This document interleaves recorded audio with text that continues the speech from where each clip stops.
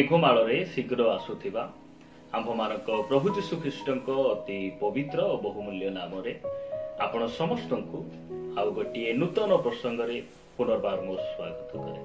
प्रिय प्रभु लोक माने सबुदिन भली आज मध्य प्रभु वाक्य आउ गोटे नुआ प्रसंग को नहीं आपण मानक निकट रे आसीबा पाई यूट्यूब माध्यम रे पुनर्बार आपण मानक सहित साक्षात करिबा पाई स्वर्गर परमेश्वर मते अनुग्रह करिसंती। सेति पाई प्रभु को मु हृदय सहित धन्यवाद देउछि। आसंतु आज मध्य प्रभु वाक्य आमे आउ गोटे नूतन प्रसंग रे अल्प समय कथावार्ता हेबा। आज आमे जो प्रसंग रे कथावार्ता हेबा सेही प्रसंग रो शीर्षक हला परमेश्वर आम्भमानंकु स्वाधीन इच्छा काहेकि देले। परमेश्वर आम्भमानंकु स्वाधीन इच्छा काहेकि देले। एही प्रसंग रे प्रभु को वाक्य आमे अल्प समय कथावार्ता हेबा। देखंतु जो समय रे परमेश्वर आदम को सृष्टि कले, मनुष्य को तैयारी कले, से मनुष्य को केवल जीवन प्राण निश्वास शरीर आत्मा केवल देले ताहा नुहे, आदम को हवा को से निजर स्वाधीन इच्छा को देले।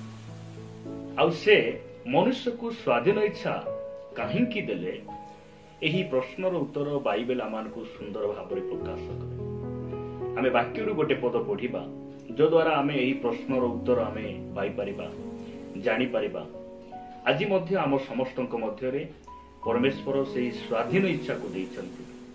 हाँ बोली कहिबार नाई बोली कहिबार सेही इच्छा शक्ति परमेश्वर आमान को देइछन्ति। आउ काहेकि से देइछन्ति एही कथा आमे अनेक समय रे जानि न थाउ एवं सेही स्वाधीन इच्छा को आमे निजर इच्छा रे निजर अभिलाष रे आमे कोन करि थाउ व्यवहार करि थाउ। आसंतो आमे गोटे पद पढ़ी आमे आगु को बढ़िबा। मो सहित आपण माने प्रथम पितर 2 अध्याय को आसीबे। साधु पितरंक प्रथम पत्र 2 अध्याय 16 पद रे प्रकार लिखा जाए, तुम्भे माने स्वाधीन हेले हैं तुम्भ मानकर स्वाधीनता को दुष्टतार आवरण स्वरूपे व्यवहार न करी बरं ईश्वरंको दास होई सत्कर्म करो।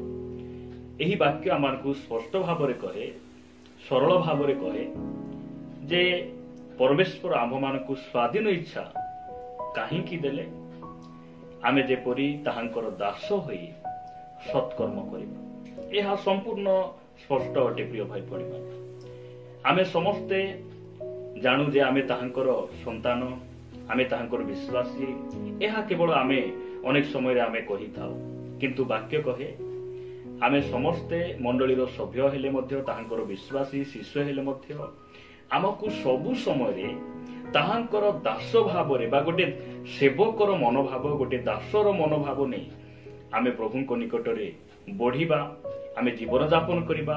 एहा बाइबल आमानकु शिक्षा दिए।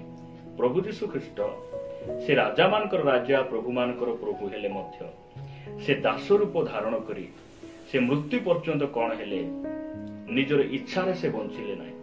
से पितांकर इच्छा को साधन कले, से पितांकर इच्छा को निज जीवन रे से पूर्ण कले। प्रिय प्रभु को लोक माने परमेश्वर आम्भ मानकु स्वाधीन इच्छा काहेकि देले आमे जेपरि ताहांकर दास होई सत्कर्म करिबा।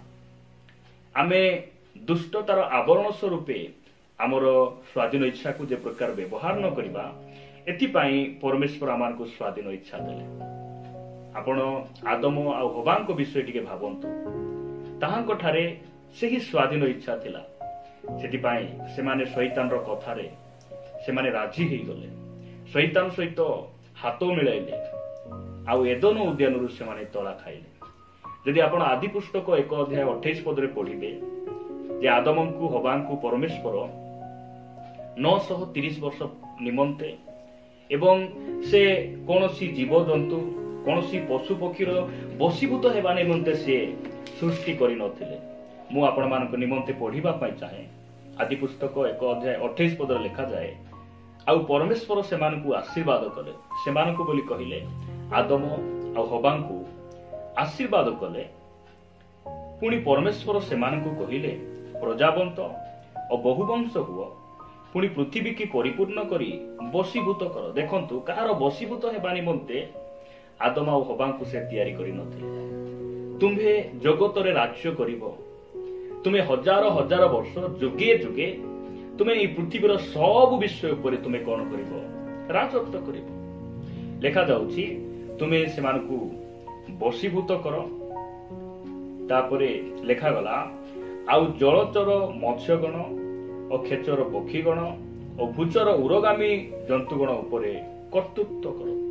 कर्तृत्व बोली कहले अधिकार कर। जो दिन शैतान एदन उद्यान रे प्रवेश कला सर्प रूप से माने से सर्प को धमकाई पारि थांते, से एदन उद्यान से माने बाहर कर दे पारि थांते। मात्र से माने से शैतान रो कथारे से मानकर कर्ण डेरिले। से माने निजर स्वाधीन इच्छा को निजर कु अभिलाष निमंते, निजर सुख सुविधा निमंते से माने व्यवहार कले। साधु पितर आमान को बुझाई दियंती, तांको वाक्य रे से आमान को लिखि दियंती जे आम्भे माने जेपरि आमर स्वाधीन इच्छा को आमे दुष्टतार आवरण स्वरूपे निजर अभिलाष अनुसार आमे कोन न करिबा, व्यवहार न करिबा। मु आपण मानकु आगु को नेबा पई चाहे। आपण माने मो सहित प्रथम कोरिन्थिय 6 अध्याय को आसीबे। प्रथम कोरिन्थिय 6 अध्याय 12 पदरु मु आगु को केतोटी पद पढिबा पई चाहे। साधु पाउल ए स्थान रे से कहंती, प्रथम कोरिन्थिय 6 अध्याय 12 पद, समस्त विषय साधन करिबा को मोहर स्वाधीनता अछि, किंतु समस्त विषय हितजनक नुहे। समस्त विषय साधन करिबा को मोहर स्वाधीनता अछि, किंतु मु कौनसी विषय रो बसीभूत हेबी ना। केते सुंदर केते सरल कथा परमेश्वर तांको वाक्य रे आमान को लिखि दैछन्ति। प्रिय भाई भणी माने आमे परमेश्वर को लोक भाव रे तांकर मनोनीत विश्वासी शिष्य भाव रे आम ठारे परमेश्वर स्वाधीनता दैछन्ति।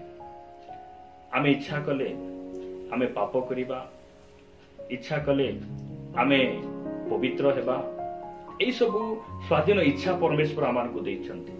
साधु पाउल कहंती, समस्त विषय साधन करिबा को मोर स्वाधीनता अछि।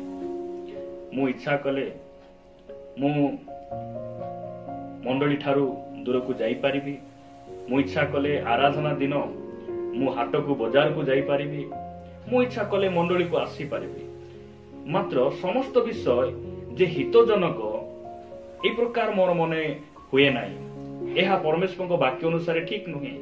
से ताहा कहंती, देखंतु आमको प्रभु आखि देले बोली जहाँ भी आमे देखिबा एहा प्रभुंकर गौरवर विषय नुहे। परमेश्वर आमको आखि देइछन्ति, जहाँ आमे देखिबा ताहांकर इच्छा अनुसार देखिबा। देखंतु आमको मुख अछि बोली जहाँ भी आमे भजन करिबा, पान करिबा, एथिपाही परमेश्वर आमको मुख देई नाहंती। एई मुखरे आज अनेक भाई भणी माने से माने मद पियंती एवं प्रभु भोज मध्य द्राक्षारस मध्य से माने पियंती। एहा निजर स्वाधीन इच्छा अनुसार से माने कोन करंती, आचरण करंती। आ एही सब इच्छा प्रभुंको दृष्टि रे गौरवर विषय नुहे। बाइबल मानकु कहे जे सब विषय साधन करिबा निमंते आम पाखरे स्वाधीनता अछि। मात्र स्वाधीन इच्छा को जे निज इच्छा रे निज सुविधा, निजर कुअभिलाष निमंते, निजर मनोवांछा को पूर्ण करिबा निमंते, निजर मनोरंजन निमंते, अन्य मानकु आकर्षित करिबा निमंते, अन्य मानकु संतुष्ट करिबा निमंते आमे ही जगत रे एडजस्ट सेवा निमंते जदि आमे व्यवहार करिबा, प्रिय भाई भणी माने एहा प्रभुंकर दृष्टि रे संपूर्ण भाव रे घृणार विषय अटे। प्रभु आमानकु अनुग्रह करंतु। परमेश्वर आमानकु जो स्वाधीन इच्छा दैछन्ति, आमे से इच्छा को आमे जानिबा एवं से इच्छा को आमे प्रभुंको निमंते व्यवहार करिबा। दिने प्रभु यीशु ख्रीष्ट जहन लिखित सुसमाचार 4 अध्याय 34 पदरे कहिले, मोर स्वर्गस्थ पितांको इच्छा को साधन करिबा एवं तांकर कार्य को समाप्त करिबा एहा मोर खाद्य अटे, एहा मोर आहार अटे। प्रभु यीशु ख्रीष्ट ए प्रकार कथा कहंती। जेते दिन ए धरा पृष्ठ रे प्रभु यीशु ख्रीष्ट रहिले से सेते दिन पर्यंत से निज इच्छा को पूर्ण कले ना।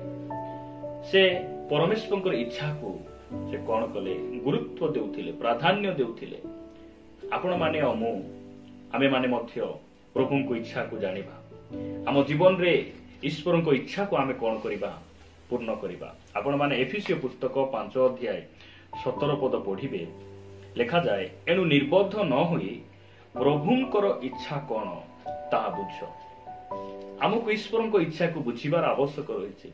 जदि आपण प्रथम थेसलोनिकीय 4 अध्याय आपण 3 पद पढ़िबे लेखा जाउछि कारण तुम्हे माने जेपरि पवित्र हुओ एहा ही ईश्वरंकर इच्छा अर्थात तुम्हे माने जेपरि बेविचार पृथक रुह। परमेश्वर इच्छा कौन आम्भे माने जेपरि पवित्र कारण आमको जो परमेश्वर आह्वान करिसंती से पवित्र अटंती आ एथि पय आमको आह्वान कले आम्भे माने जेपरि पवित्र हेबा।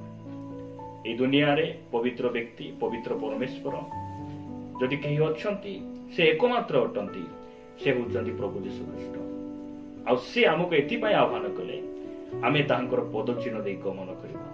प्रिय प्रभु को लोक माने प्रभु आमान को अनुग्रह करंतु आमर प्रभु यीशु ख्रीष्ट पवित्र अटंती आ आमको पवित्र हेबा पाए से आह्वान करिसंती।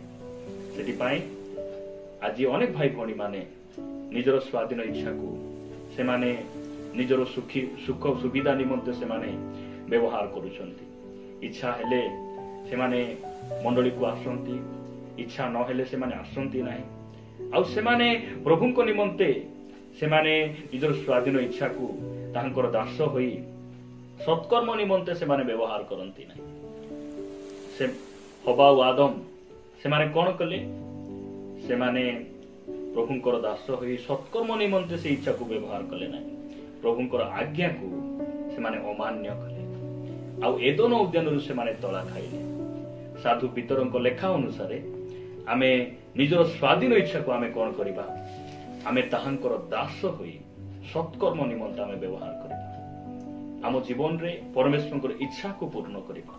ताहांकर इच्छा कोन आमे जेपरि पवित्र हेबा से इच्छा करंती कारण आमको से पवित्र भावरे तैयारी करी ताहांकर पवित्र नगरी नूतन जेरुसालेम नूतन आकाश मंडल को नेबा निमंते आम पाई से महा योजना करिसंती। से आम निमंते आश्चर्यजनक योजना करिसंती आ सेई सब आशीर्वाद अनुग्रह से आमान को देइछंती। प्रिय प्रभु को लोक माने प्रभु आमान को अनुग्रह करंतु। परमेश्वर आम मान को स्वाधीन इच्छा कहीं देले आमे जेपरि ताहांकर दास होई सत्कर्म करिबा। असत्कर्म करिबार इच्छा मध्य आम भितर अछि सत्कर्म करिबा इच्छा मध्य अछि किंतु सबु विषय जे प्रभुंकर गौरव हेबो एहा बाइबल आमान को कहे नाही। आमे जेपरि केवल केवल आमर स्वाधीन इच्छा को प्रभुंकर गौरव ताहांकर महिमा ताहांकर धार्मिकता राज्य निमंते आमे कोन करिबा व्यवहार करिबा। प्रभु ए वाक्य दे हम समस्त को प्रचुर भाव आशीर्वाद करंतु।